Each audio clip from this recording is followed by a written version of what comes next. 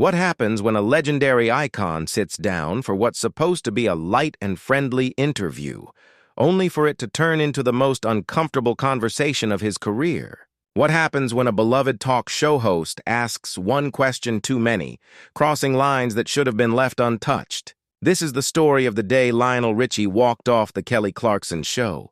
And believe me, what led to that moment is something no one could have predicted. The tension, the awkward silences, the sharp words, they all built up to a moment that shocked everyone in the studio.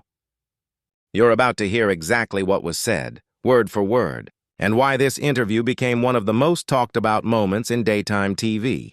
Before we dive in, make sure you hit that subscribe button and comment below what you think about this situation. Now, let's get started. The afternoon began like any other taping day at the Clarkson show. The audience was buzzing with excitement.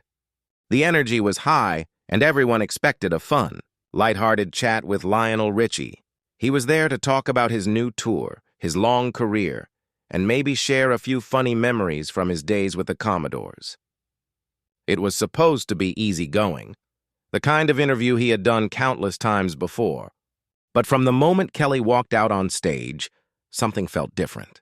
There was a certain edge to her smile, a spark in her eyes that hinted this wouldn't be just another friendly talk. Kelly started with her usual warmth, greeting Lionel with a hug and complimenting his sharp outfit. The audience cheered, Lionel waved, and for a moment everything seemed completely normal. They sat across from each other and began chatting. Kelly asked about his tour, his favorite cities, and how it felt to still sell out massive arenas after all these years. Lionel answered smoothly, his famous calm voice filling the studio as he talked about the joy of performing and how grateful he was for his fans who had been with him through every stage of his life. But then Kelly changed her tone. It shifted from cheerful to serious, almost probing. She leaned forward and said, "You know, Lionel, I've always been curious about something. You've had this incredible career with all these timeless hits, but there's always been talk about your authenticity, about whether the image you show to the public is really who you are, or if it's been carefully built for the cameras." The room fell silent. The audience immediately sensed a shift.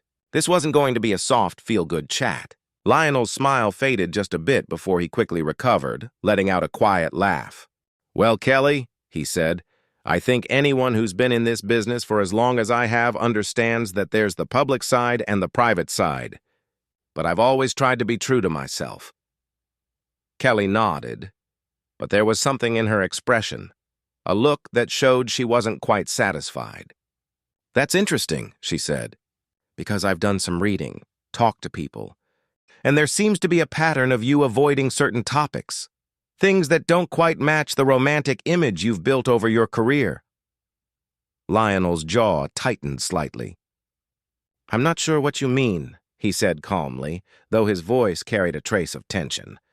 "I've always been open about my journey and struggles." "Have you, though?" Kelly pressed.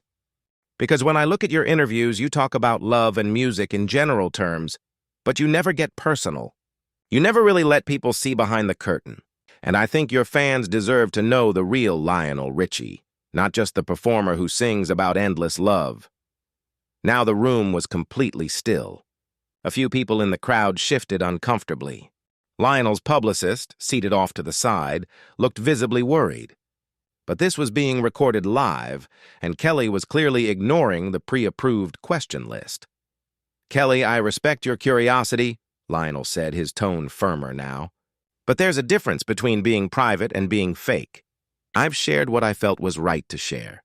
The rest is personal, and that doesn't make me dishonest." Kelly gave a tight smile. "I'm not calling you fake, Lionel," she said. "I'm just saying, for someone who's written so much about love, you seem very hesitant to talk about your own experiences. You've been married twice. You've had public relationships. But when people ask about them, you change the subject. Why is that?" "Because my personal life is my personal life," Lionel replied sharply. "I came here to talk about music, not to be interrogated about my marriages." "But don't you think your fans have a right to know who you truly are?" Kelly countered. They've supported you for decades. They've bought your records, attended your shows, and sung your songs at their weddings. Don't they deserve honesty? Lionel stared at her, his eyes narrowing slightly. What exactly are you asking me, Kelly? Kelly took a breath. I'm asking about the difference between the man who sings endless love and the man who, according to people close to you, has been emotionally distant in his own relationships. I'm asking about that disconnect.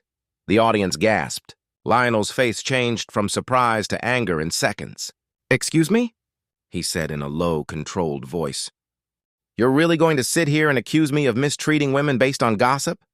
I'm not accusing you, Kelly said, though her tone suggested otherwise. I'm just asking you to address what's been said about you over the years. Lionel stood abruptly, almost knocking off his mic. This is unbelievable, he said. I agreed to come here to promote my tour, not to be ambushed like this. Kelly stayed seated, her expression calm, but her eyes intense. It's called asking tough questions, Lionel. It's called accountability, even for legends. Accountable for what? Lionel shot back. For having boundaries? For not turning my personal life into entertainment? You built your brand on love and connection, Kelly said.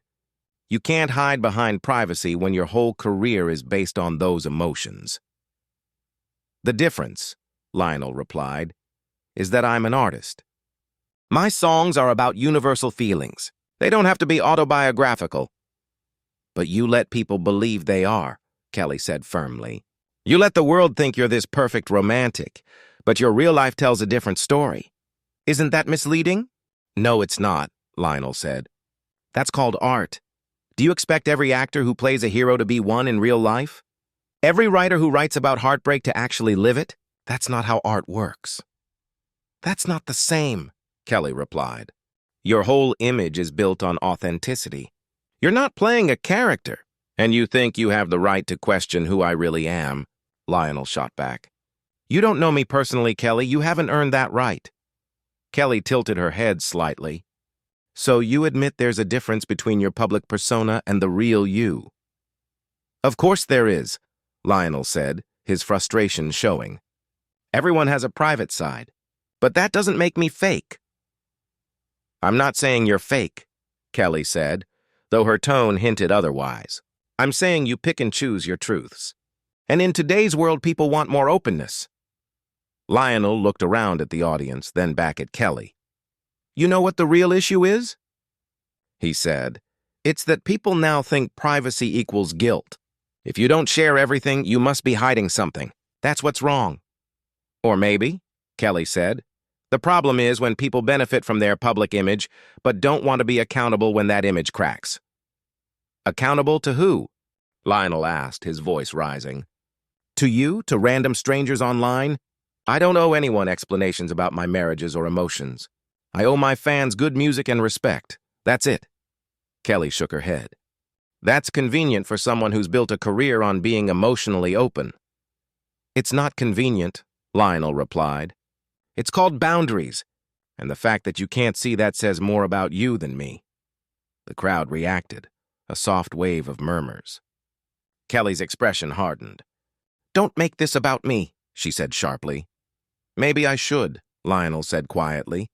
You sit here pretending to be the voice of honesty, but what you're really doing is chasing drama for ratings. You want a viral moment, and you're using me for it. Kelly's cheeks flushed.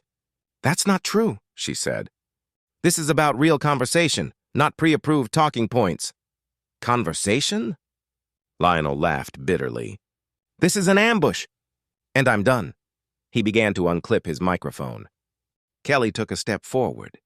So you're just going to walk out? You're not even going to defend yourself? I don't need to, Lionel said. I know who I am. The people close to me know who I am. I don't need to prove anything to you. But you do care, Kelly said quickly. If you didn't, you wouldn't be so angry. I hit a nerve, didn't I? Lionel stopped and looked at her. His voice softened slightly. You want to know what nerve you hit?